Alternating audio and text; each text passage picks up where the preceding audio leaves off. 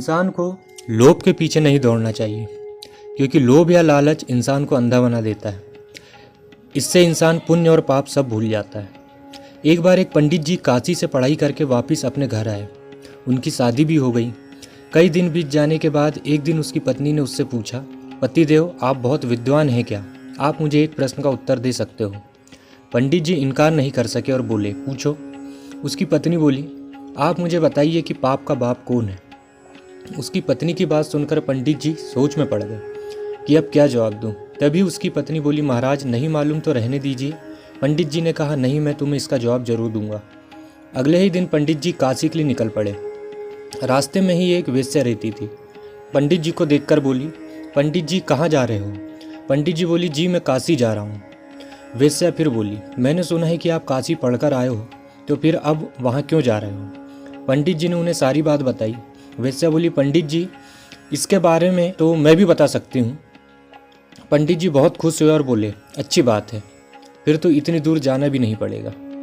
वेश्या बोली, पंडित जी इसके लिए आपको मेरे घर आना पड़ेगा। कल आप मेरे घर आइए, मैं वहीं आपको बता दूंगी कि पाप का बाप कौन है। पंडित जी जैसे ही वेश्या के घर पहुंचे, वेश्या ने उन्हें आदरपूर्वक बैठाया और 100 रुपये भेंट के रूप में उनके सामने रख दिए और कहा, पंडित जी कल अमावस्या है, मैं चाहती हूँ कि आप मेरे यहाँ भोजन ग्रहण करें। पंडित जी भोजन ग्रहण करने के लिए सहमत हो गए। पंडित जी के लिए रसोई बनाने का सारा सामान वेश्या ने पंडित जी के आने से पहले ही तैयार कर दिया। अब पंडित जी महाराज पधार गए और रसोई बनाने लगे। तभी वेश्या पंडित जी को भेंट के रूप में 100 रुपये देती और बोली, देखो पक्की रसोई तो आप पाते ही हो, कच्ची रसोई हर एक के हाथ की नहीं पाते। पक्की रसोई मैं बना दूं, आप पा लेना। ऐसा कहकर 100 रुपये पंडित जी के पास रख दिए। पंडित जी ने कहा, कोई हर्ज नहीं, और 100 रुपये स्वीकार कर लिए। अब रसोई बनाकर पंडित जी को परोस दिया और हाथ जोड़कर 100 रुपये पंडित जी के आगे रखकर बोली, महाराज जब मेरे हाथ से बनी हुई रसोई आप पा रहे हैं तो मैं अपने हाथ से ग्रास दे दूं।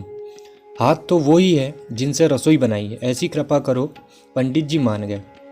वेश्या ने जैसे ही ग्रास पंडित जी के मुंह की ओर किया, पंडित जी ने ग्रास लेने के लिए मुंह खोला। वेश्या जोर से बोली, खबरदार जो मेरे घर का अन्न खाए तो। अभी तक भी आपको ज्ञान नहीं हुआ। मैं आप जैसे पंडित का धर्म भ्रष्ट नहीं करना चाहती। यह सब तो मैंने आपको पाप का बाप कौन है का ज्ञान करने के लिए किया था। मैं ज्यों ज्यों आपके आगे रुपए रखती गई त्यों त्यों आप ढीले होते गए। इससे यह साबित होता है कि पाप का बाप लोभ है।